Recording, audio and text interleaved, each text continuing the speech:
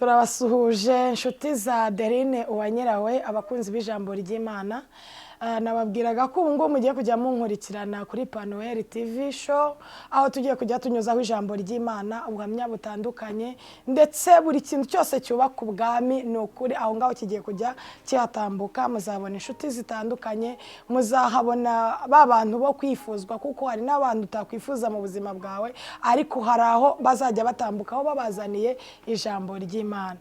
Ngaho rero udusureho nawe urebe n'ibyagezeho, nkwinginga ngo ujye ukora subscribe, share ndetse na comment, kugira ngo ikiganiro kizagisohoka kijye kikugeraho mbere y'abandi bose. Kandi muri comment zawe zitwereka ko wadukurikiranye, ndetse mubasha no kubarizamwe ibibazo, ndetse mugashyiramo n'ibyifuzo tukabasha kubisengera Imana.